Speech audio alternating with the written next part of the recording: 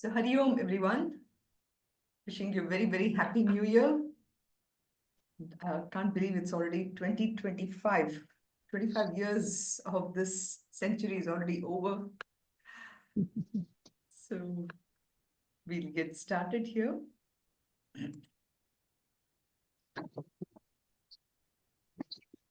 Oh.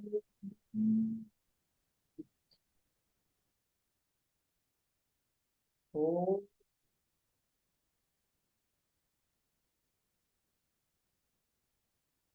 Oh.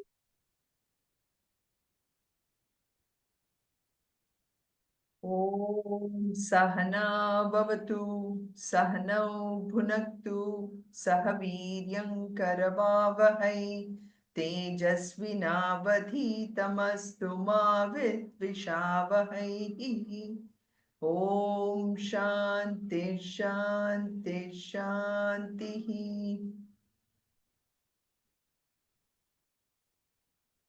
ॐ पार्थाय प्रतिबोधितां भगवता नारायणेन स्वयं व्यासेन ग्रथितां पुराणमुनिनां मध्ये महाभारतम् अद्वैतामृतवर्षिणीं भगवतीम् अष्टादशाध्यायिनीम् अम्ब त्वामनुसन्ततामि भगवद्गीते भवद्वेषिणी नमोऽस्तु ते व्यासविशालबुद्धे फुल्लारविन्दायतपत्रनेत्र येन त्वया भारततैलपूर्णः प्रज्वालितो ज्ञानमयः प्रदीपः प्रपन्नपारिजाताय स्तोत्रवेत्रैकपाणये ज्ञानमुद्राय कृष्णाय गीतामृतदुहे नमः। वसुदेवसुतं देवं कंसचानूरमर्दनं देवकी परमानन्दं कृष्णं वन्दे जगद्गुरुं सर्वधर्मान् परित्यज्य मामेकं शरणं व्रज अहं त्वा सर्वपापेभ्यः मोक्षयिष्यामि मा शुचः.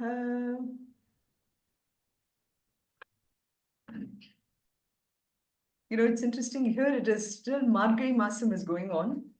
So even as I'm chanting the Gita shlokas here, I have all the Margari songs blaring from the um, loudspeakers in at least two temples close by here in Tambaram Sanatorium. So I was hoping that my ragam of this Bhagavad Gita is not the same as what is being chanted. There's like the Steam Sundarajans. Usha's here, so she'd be able to relate to this. And Meena, I think, Team Sundarajan's songs and all these old songs are going on in the new loudspeakers. Yes, in Margari month they used. Margari Masam, exactly, all Murugan Paட்டு, then Yes. Sirgari.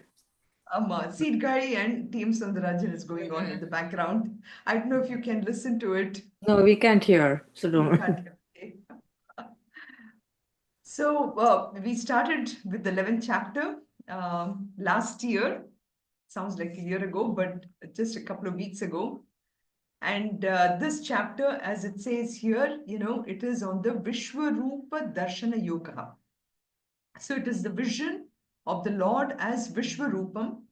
And in order to clearly understand what this Vishwarupam is, we have to understand it's not as if, we are seeing the Lord in various forms. In some sense, it is seeing the Lord in its various form, but we need to have this clarity of the fact that this entire world is nothing but that Ishvara. And rather than seeing the one in many, we are looking to see the many in one. And that's the difference between the 10th chapter and the 11th chapter. So in 10th chapter, we actually saw the Lord in everything. But here we are talking about how we see various forms in the Lord. So when we say Vishwarupa Darshanam, in the Puranas, for example, there are a lot of descriptions of devotees having the darshan of the Lord in various forms, whether it's Rama Darshanam or Devi Darshanam, Krishna Darshanam, all this. And it is always described as like, it's a thrilling, extraordinary experience of the devotee, and that's what this 11th chapter will really show, that thrilling, exciting experience what Arjuna is going through. So it's a very fulfilling experience. It's very elevating. And, typically in the Puranas, that's how they would say it. And here too, that is what Krishna wants to, like, he has now in this chapter, you will see that he's like just wanting to share right away, about all this. So, but then let's kind of reflect a little bit about this experience. When we think about an experience, I mean, we do experience that experience, I would say, when we go to some really great places. It just gives you again this awe effect for us. But this effect, is it really in the object of the experience, or is it more than that? So generally, we emphasize this experience is when we actually when we come across that aspect, like we've always given these examples of either the Grand Canyon or Niagara Falls, but we generally do not focus really on the subject of the experience, that is me, the person who's experiencing it. We actually do not focus on really how prepared is the subject in order to experience that object of the experience, right? So, for example, when we see in Ramayanam that Rama is going in the forest and there is Shabari who is waiting for him, right?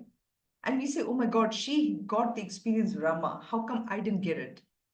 But the reason is because we have Shabari who was really, really prepared to receive Rama. Her entire life, she was just waiting when Rama would come. So that is the aspect which you will see that, Krishna is now understanding that Arjuna is now ready for that kind of an experience. So I'll stop here and I'll just ask I mean, from all of you, what do you think about this aspect of experience? We are all, for example, studying Bhagavad Gita here. But are we going to experience that same Vishwam, that Vishwa aspect of this? If not, why do you think that we are not going to experience that? What are your thoughts on this? And what do we need to do in order to experience this? Do we really want to experience this? Do we need to experience this? All this. What do you think?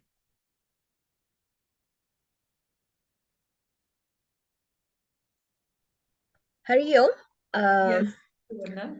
we emphasize the object of experience, be it Grand Canyon or the Niagara Falls, the experience would be totally different. So the subject would be looking at two different uh, formations or, the natural wonders over there. But if we can remember that these wonders have all been made possible by the same entity that is making sure that I am able to see, that would be the I think hopefully Bhagavad Gita will take me there, that the same creator who made these wonders possible for us to see, for me to see, and me being alive to be able to see everything is all the same. That is, I think, that is where I would go, but that is my summarization of this.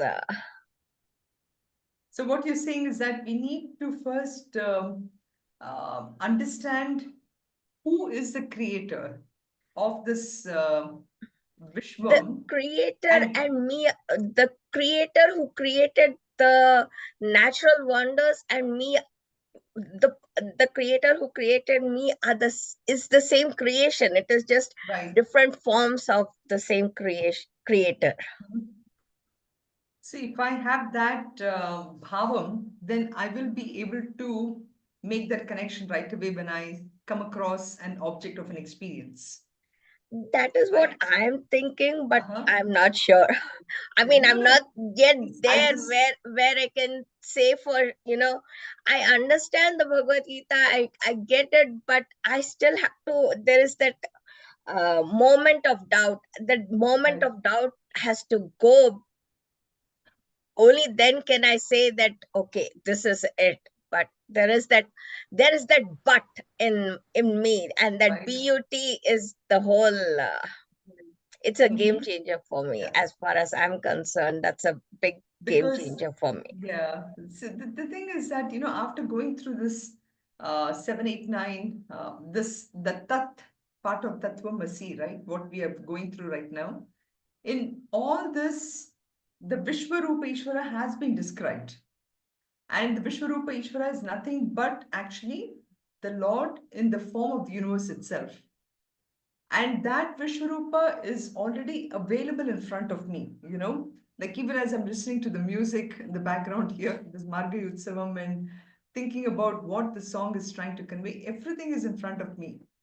But like the but you said, but the second I face something which is not exactly in line with my expectations, I get a little upset or whatever. Like, for example, with the same music, I could be thinking, oh my God, this music is disturbing my pravachan here, that kind of thing is there in our mind, right? So that is because we have not totally yet accepted the entire world as nothing but as a form of the Lord.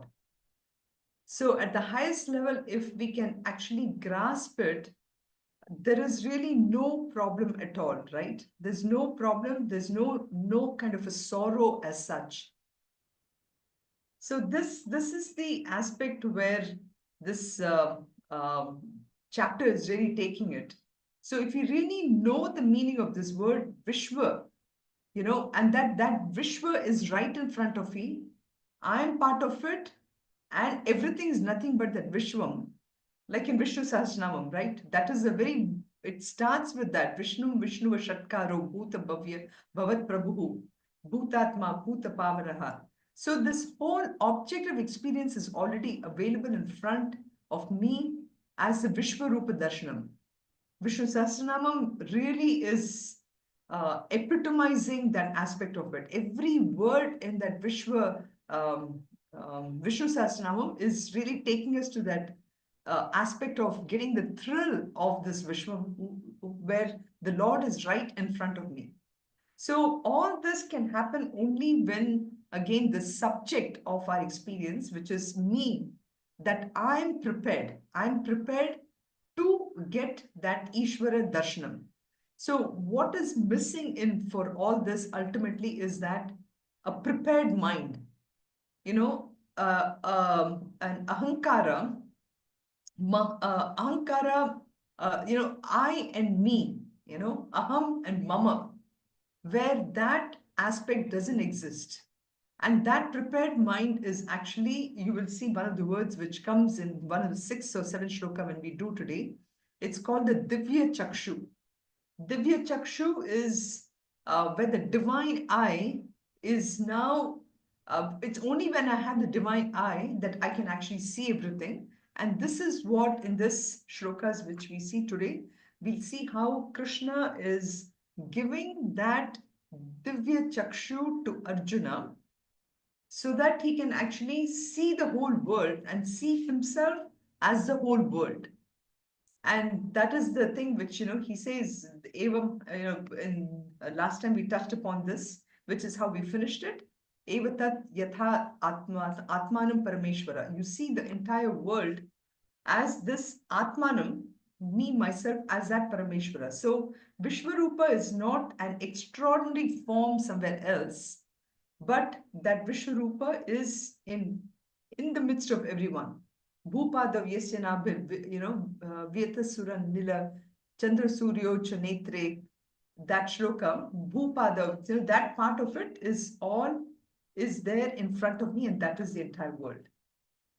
So this is how we finished last time with the 4 shlokas, and this we will continue in the next, starting from the 4th one. So the first one, we saw this shloka where he says, Arjuna's in very 2 or 3 shlokas, he's telling Krishna that, hey Krishna, this is totally out of your own compassion that you have now told me this secret, which, but just even by knowing that, my delusion is gone, because in this, the problem that Arjuna was, he really thought of himself as separate from all the people whom he was trying to kill. And here Krishna is trying to say that, you don't have to worry about it. It's just me in different forms is what the people are. And this kind of knowledge, Manushyanam Sastreshu Kaschit Siddhaye Yatatam Api Siddhanam Kaschin Mam Veti Tattvata. Very, very few people really can get this. And Arjuna is saying that, ultimately you have given me this. And with this, my delusion is actually gone. And that delusion is the delusion that we talked about in the 2nd chapter, where, he says, Karpanya Dosho. Karpanya dosho pahata svabhavaha prachami tvam dharma samudha chetaha yachreyasya nishchitam bruhi tanme shishyastehim shadimam tvam prapannam. So, at that time, there was so much amount of conflict in his mind as to what is right, what is wrong, what is ethical, the whole aspects connected with dharma. And all this is completely gone. And you can see how we can even connect dharma to the vision of the Lord. Once I have the vision of the Lord, my way of action in the world itself gets clarified. My definition of dharma becomes very easy for me to understand what it is. So dharma is beyond just duty, but dharma is the isness of the thing. And the isness here he's referring to is when the clarity of mind is achieved, once duty becomes very clear, and that is through love and compassion, one can conquer everything. So that is part of it which we saw.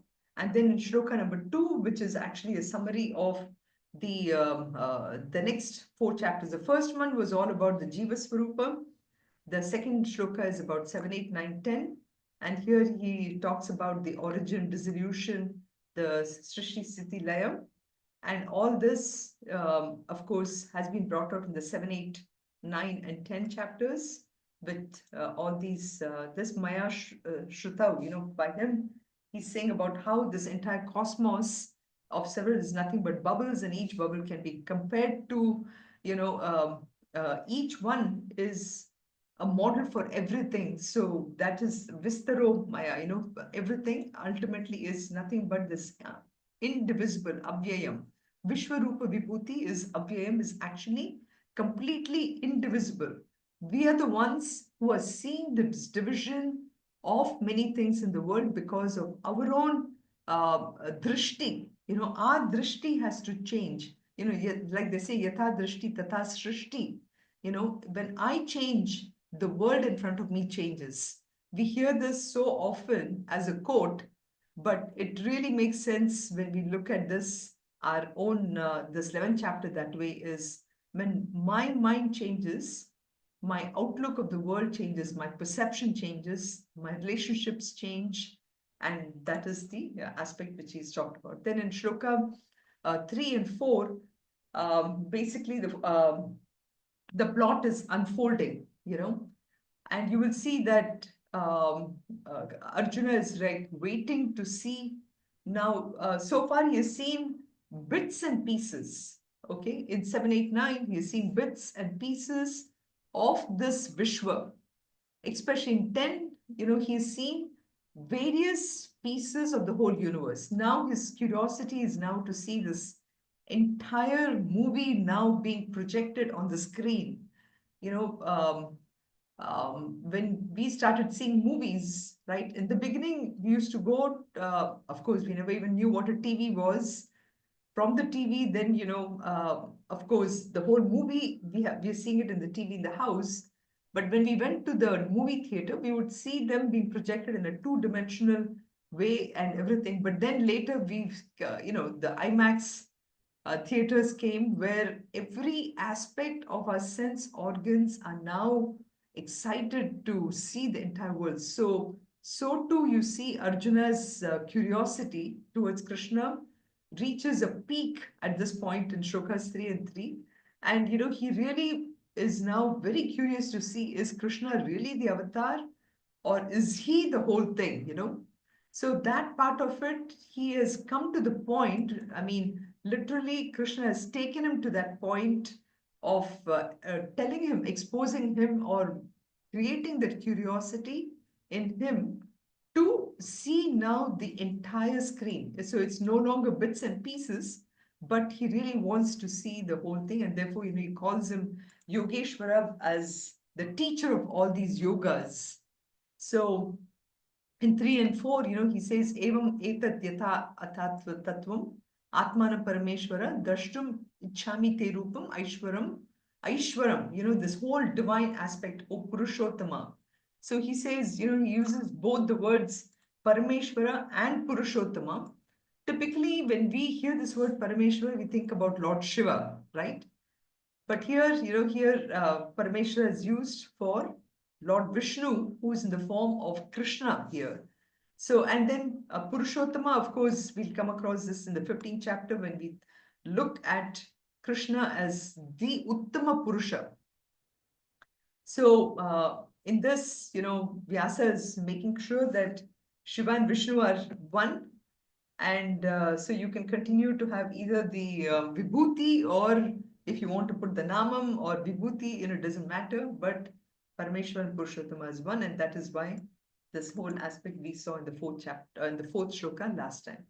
So in the fourth shloka, like we said, is Arjuna's final words to Krishna is that, oh Krishna, if you truly think that I'm capable of seeing this.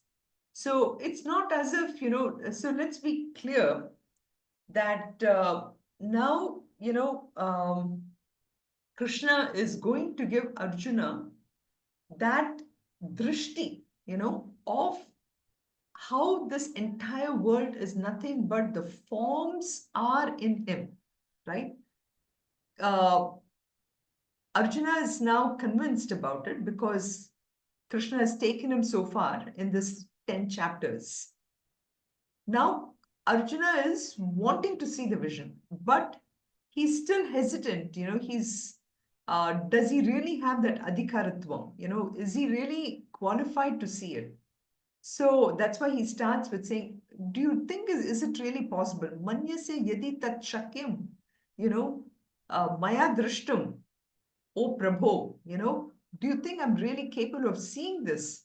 Oh Yogeshwara, he says Yogeshwara, so please show me that avyayam. So that word avyayam is very important here. So darshaya atmanam avyayam.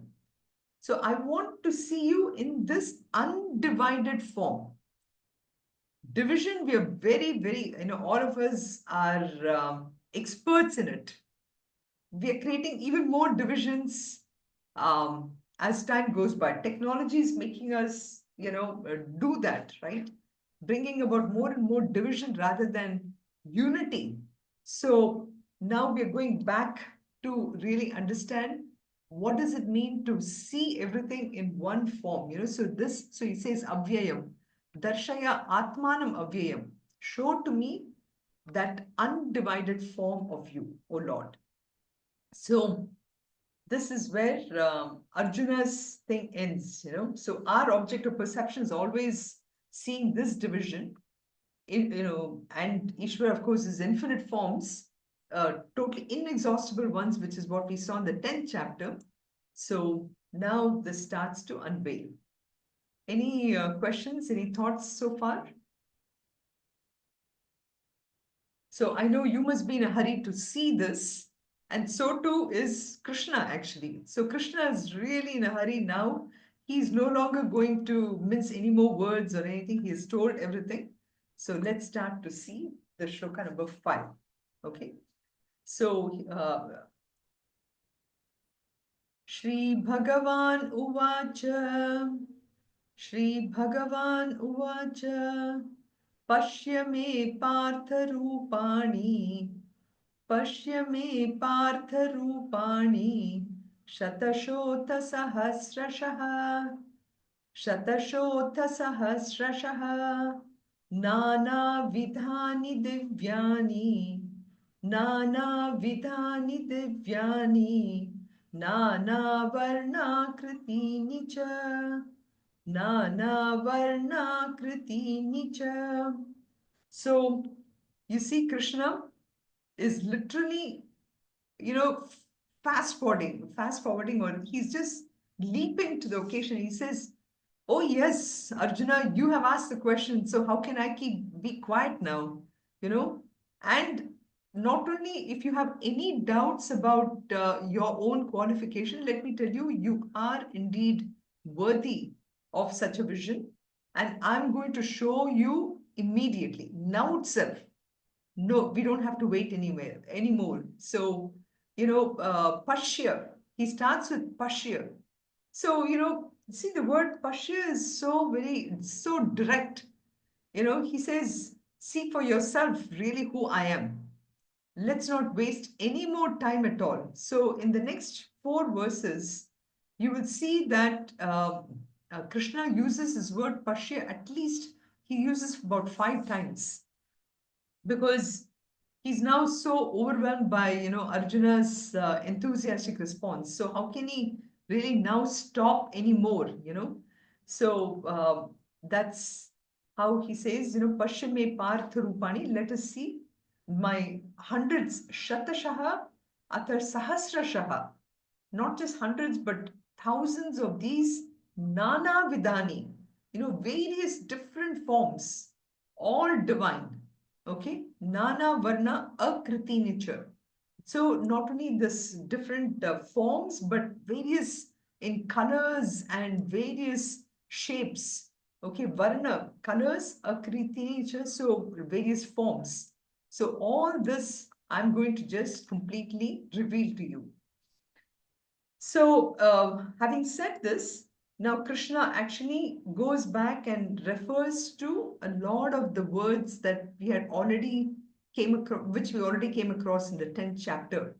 He will talk about all those the deities, then the various kind of demigods. All this, he'll talk about the Adityas, the Vasus, the Rudras, if you remember. And then all this, we saw it in the 10th chapter. We'll see the Ashwinis and the 49 Marutus. So even though, Arjuna was exposed to all this, now Krishna wants to bring them in the context of when he said before, which was one in the many, right? Now he's going to show all that aspect, the biggest and the bestest of everything, he will now show in this one form, in this, so he's going to say that. So let's chant the shloka. Pashyadityan vasun rudran, Pashyadityan vasun rudran, Ashvinau marutastatha, Ashvinau marutastata, Bahunyadrishtapurvani, Bahunyadrishtapurvani, Drishtapurvani, Pashyascharyaani Bharata, Pashyascharyaani Bharata, Pashyadityan vasun rudran, Ashvinau marutastatha, Bahunyadrishtapurvani, Pashyascharyaani Bharata. Again, I'm trying to supersede over Team Soundarajan's music here. So it's hard to focus on it when the music is blaring. So he says Pashya. So again, this is the second Pashya that he's using. So again, you see Arjuna, Arjuna he doesn't want Arjuna to waste any more time. So Krishna is like literally taking him to his own boardroom, so to speak, and he's introducing literally all the officers, all the CEOs, the COOs, CFOs, all of them were responsible for the entire creation. So he shows first, the people who are, in charge. Like he says, the Pashyan Aditya, the 12 Adityas. Then he's talking about, if you remember, the 8 Vasus. Since we have already gone through it, I'm not going through who they are and how many they are. So you have the 12 Adityas, the 8 Vasus, then you have the 11 Rudras mentioned, the 2 Ashwini Kumaras, and the 49 Maruts. So they all work under the Prajapati, and they have Indra as the king. So Marutas Tatha. And so the whole cabinet or the whole boardroom, the whole organization chart, if you will, is now introduced to Arjuna. And so this looks like, Krishna is getting carried away, or rather, Sage Vyasa is really dramatizing the whole thing, realizing that it's the human being who's going to read, after all, this whole report, right? So he's doing that. And you see the description is really going, it'll go on for all this. So literally, he's showing how all these people whom we just talked about, Adityas and Rudras, all of them are in him. Okay. So, of course, we'll be coming to this form more and more, but I just wanted to put this picture here already to show how the forms are in the Lord. Okay. And that's the 11th chapter, which is all about, right? So, nowadays it's really common for all of us, to capture, of course, the wedding with so many different cameras that we have, so that whenever we take our photo, we don't even have to wait nowadays for the album of the wedding to be done, which typically would happen at least a month or something, to show everyone, right? So we already have this in our phones. We want to show everybody, and that's really the fast way in which Krishna is also dealing with this. He's showing right now this entire power of this Vishwarupa, or cosmic form here, so that Arjuna can literally be able to see this entire universe without even leaving his chariot. I mean, imagine all this is happening in the battlefield, right? So he can actually not just view what is happening. First, with the cosmic form, he's introducing all the characters, right, of the creation, which is always there. But you will see he will also show him events which are going to happen, say, millions of years from now. All this, he's actually going to be showing this. So imagine, if we could have that kind of a darshan right in front of us, how would it be? So you see Krishna taking him to this now, he's taking him into this cosmic tour within his own body here, So let's chant this shloka here. Ihaikastam jagat kritsnam, Ihaikastam jagat kritsnam, Pashyatya sacharacharam, Pashyatya sacharacharam, Mama dehe gudakesha, Mama dehe gudakesha, Yachatyat drashtumichhasi, Yachanyat drashtumichhasi, Ihaikastvam jagat kritsnam, Pashyatya sacharacharam, Mama dehe gudakesha, Yachatanyatrashtumichhasi. So now he's getting into, so in chapter 10, for example, Arjuna basically was given a tour of this entire cosmos by taking him to all those places, right? So as now what we do is like, we in the Google Maps, we do this Google Earth, right? And in the Google Earth, we actually go to each one of these places and we do see this. And that is what Krishna said in the 10th chapter by visually taking Arjuna to all these places. So now, in here, what Krishna is doing is he's doing the same tour by taking him to all these places by residing within his own body. Okay, that is why the cosmic tour within the Lord's body. So, for example, and again, the comparison between 10th and 11th chapter is in the 10th chapter, Krishna was showing Arjuna that gold is present in all the ornaments, right? So, if you see different necklaces, bangles, and everything, he was literally saying, okay, now don't look at this as a bangle, don't look at this as a necklace, don't look at this as a ring, but see the gold in each one of them, right? But here, the difference is in this cosmic vision, now Krishna is asking Arjuna to behold all those ornaments in the gold. Okay?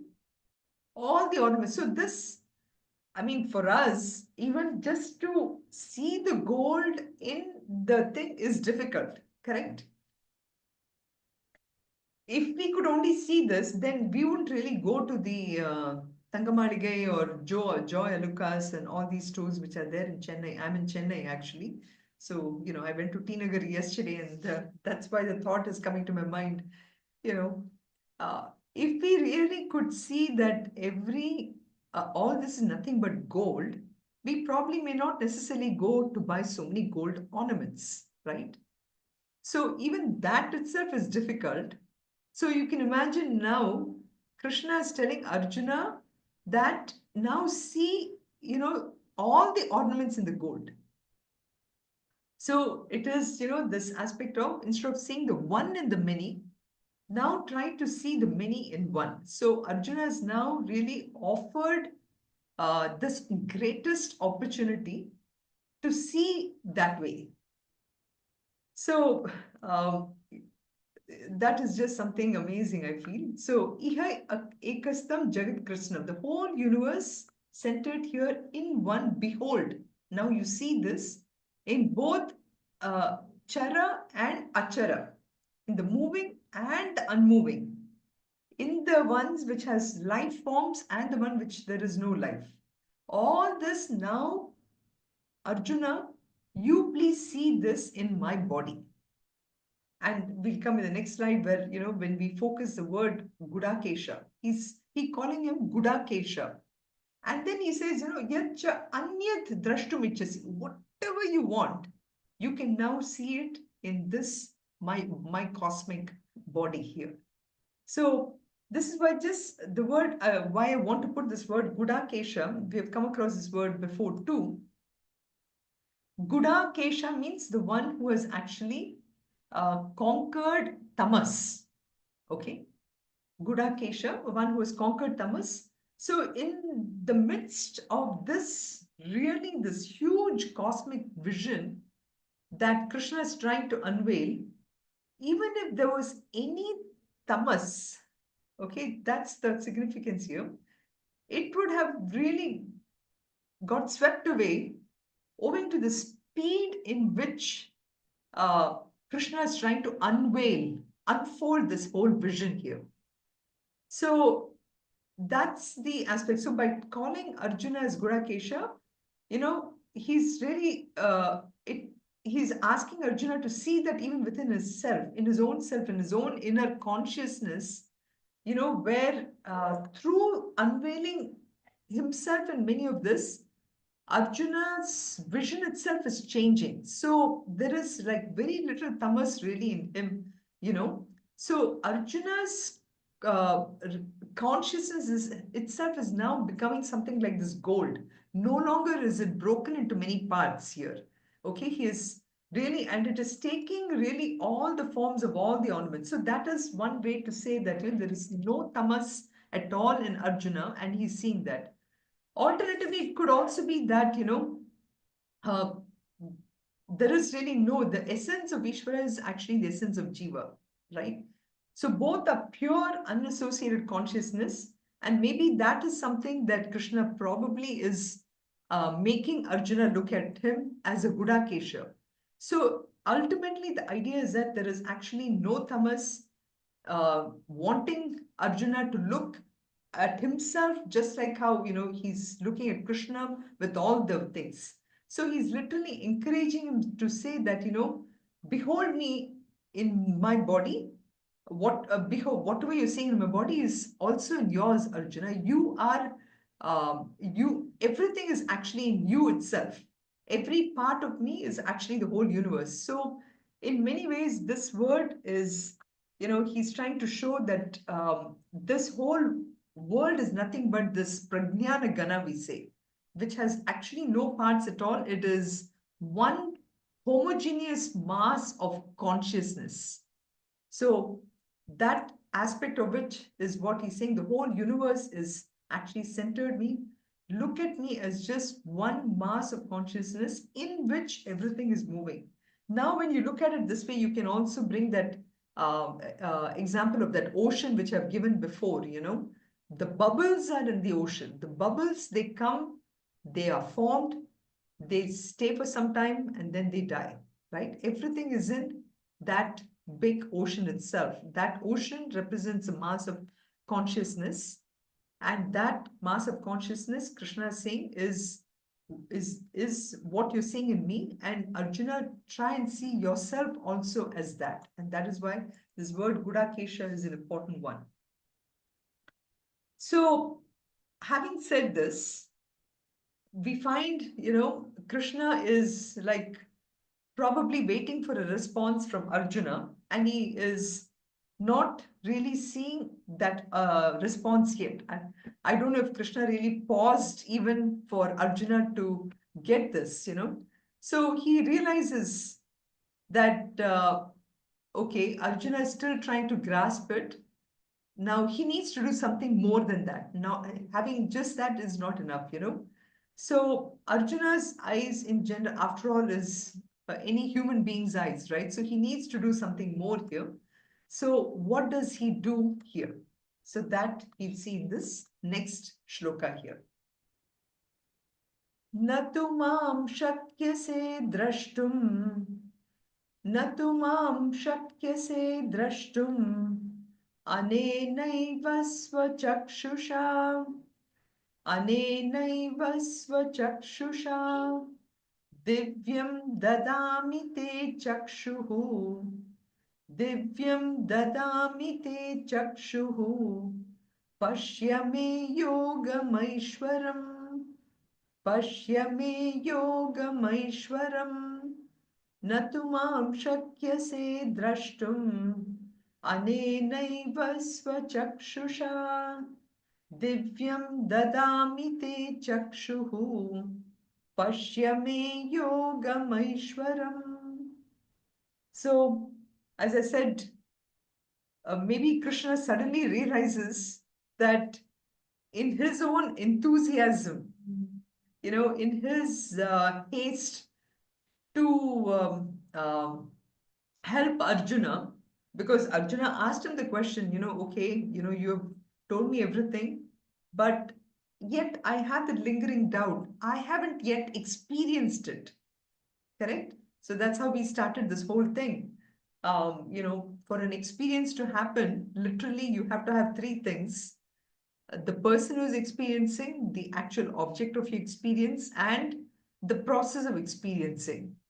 So you can actually take a person to, the movie theater and show the whole thing.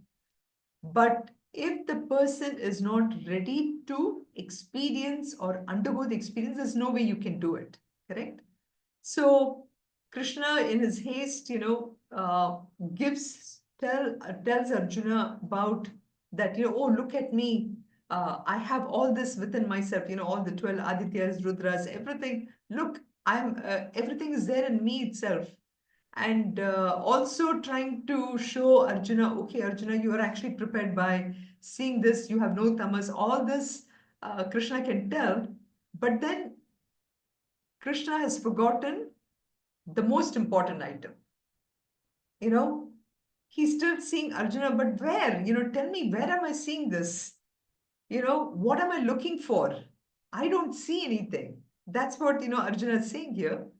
So Krishna realizes, well, he has to now give him that eye to see it, that divine eye. That's why he calls this the Divya Chakshu. He needs to give that. He's forgotten that. So that's what in the shloka he's now trying to say, that it's almost like like I said, we're going to a movie theater with TV, and everything is done, but we have not plugged in the power, and we are not able to really see what is going on here. So, and it happened to me this morning too, when I was trying to turn on the computer, everything, suddenly my mouse stopped working. And without my mouse, I'm actually, my computer is also an old one. So my computer mouse doesn't work well. And I was like, okay, what am I going to do here? So I spent a lot of time looking for the battery for the mouse. And fortunately, my mother was able to find a battery, and I was able to put that in. But without that battery, I probably would not have been even able to do this pravachan today. So it's something like that. So natumam shakyase drashtum anenaiva svachakshusham. Krishna realizes that, okay, I see your problem here. You're not able to see me with your own eyes.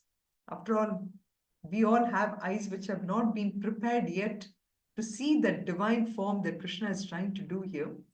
So he says, Divyam dadami, I will give you that Divya Chakshu, by which you will now be able to see everything that I've been telling you so far. Okay. So with this, actually, Krishna's prelude to the vision stops here, because in the next one, he will actually, as you know, that, it was Sanjaya who is reporting this whole thing, right? So the scene will now shift to Hastinapura in the palace of Dhritarashtra. And so in the next 6 verses, Sanjaya will report to the king what just happened.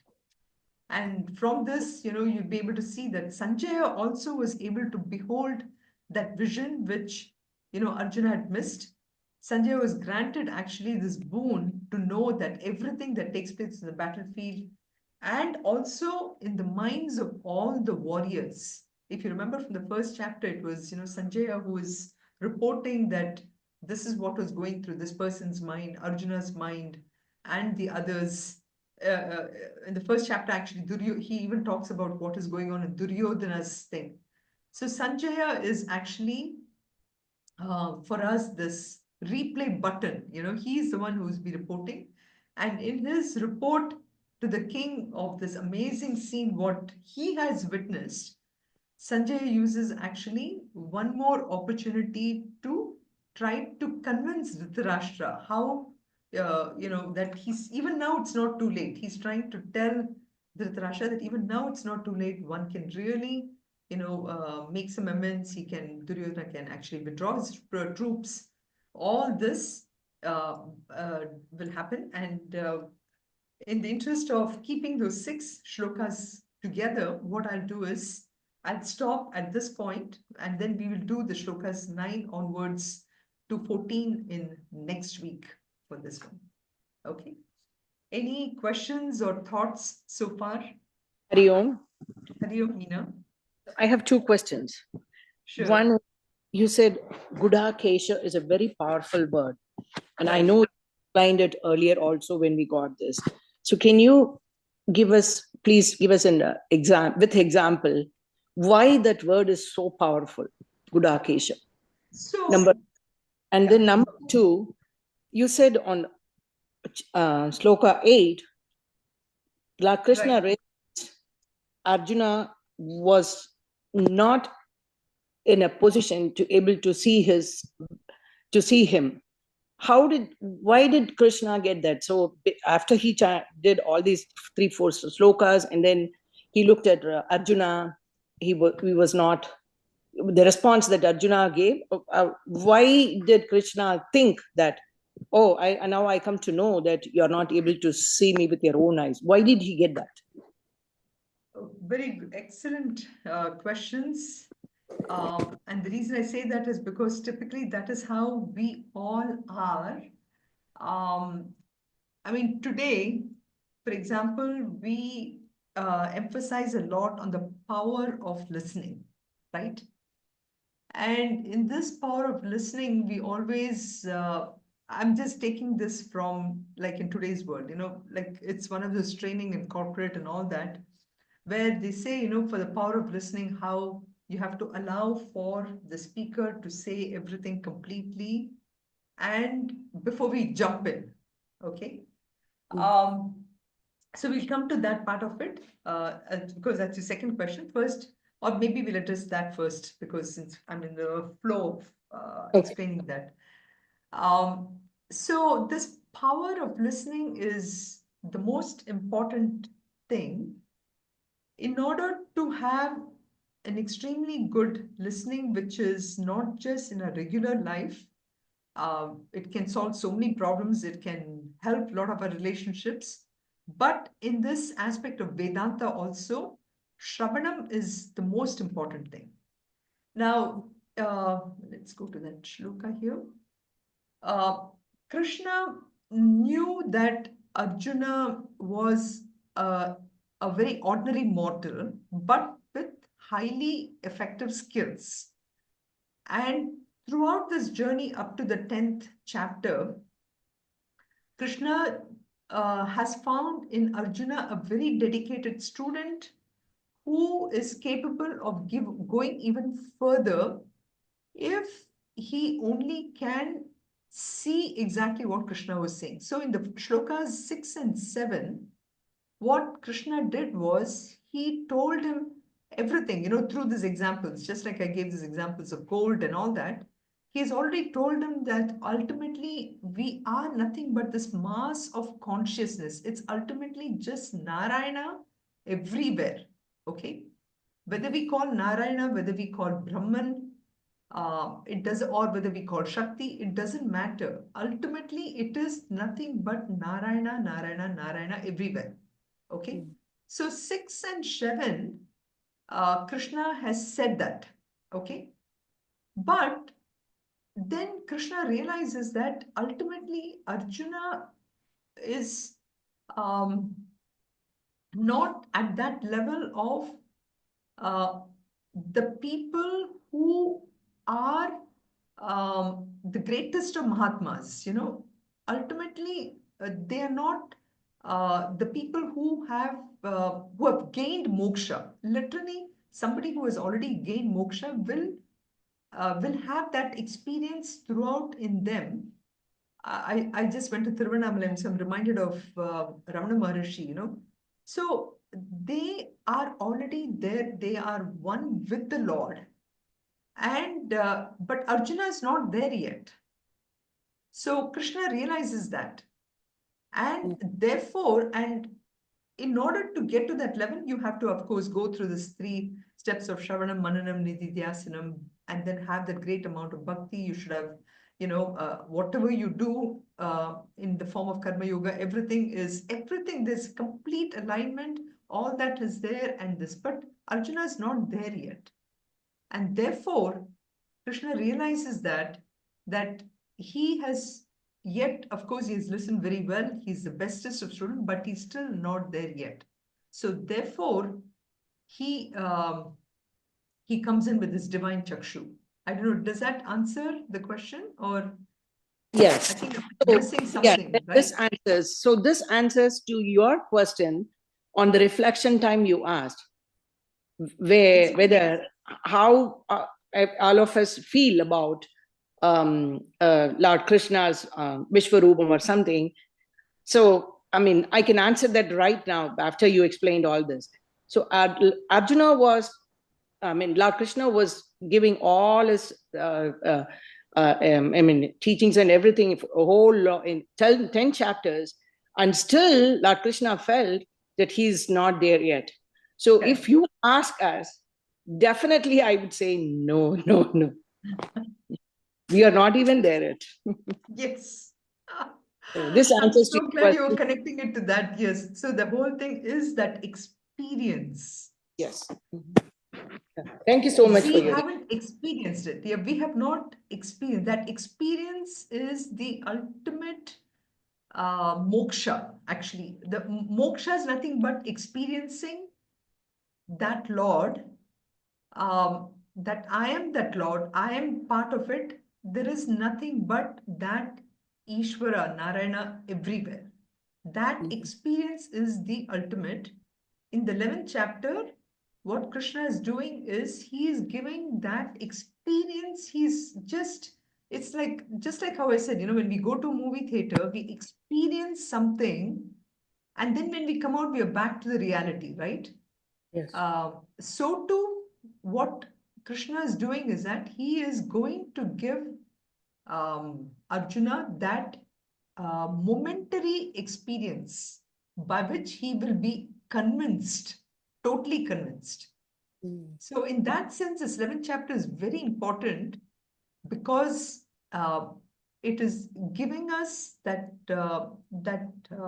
concept of an experience being very, very important in our own journey. Yes. So, Thank you.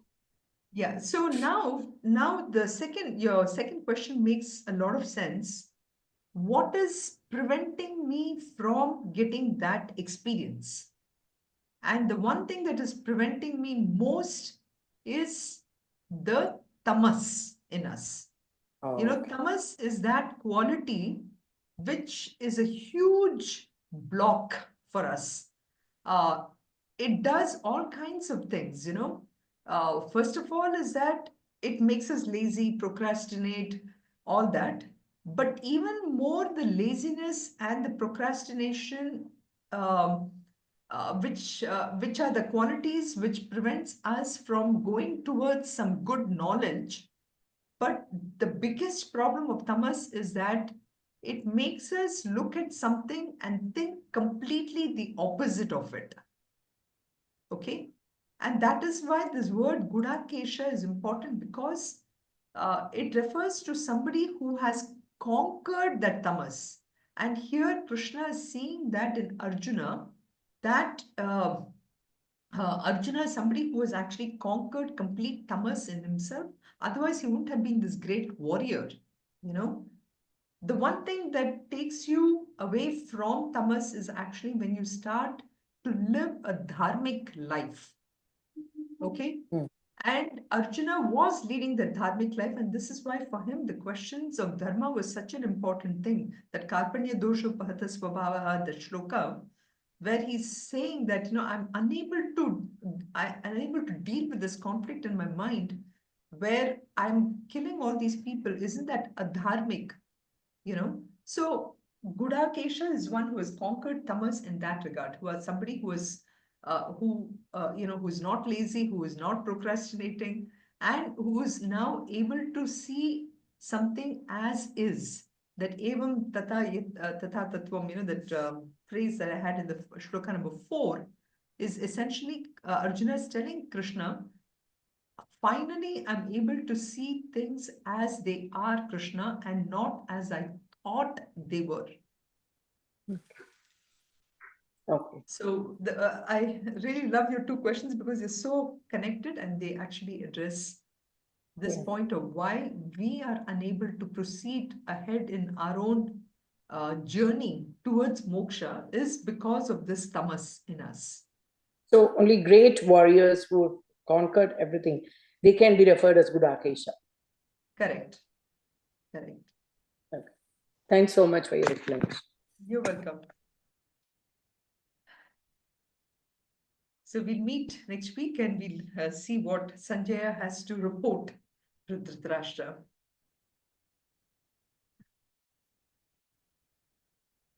Sarve bhavantu sukhinah, sarve santu niramayaः, sarve bhadrani pashyantu, Ma kaschit dukkha bhag bhavet. Om Shanti Shanti Shanti.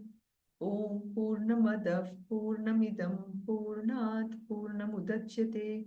Purnasya Purnamadaya Purnamevavashishyate. Om Shanti Shanti Shanti. Harihi Om Shri Gurubhyo Namaha. Harihi Om. Thank you, everyone. See you next week. Hari Om. Thank you. Hari Om. Hari Om. Have you switched off the... Not yet, not yet. Let me do that.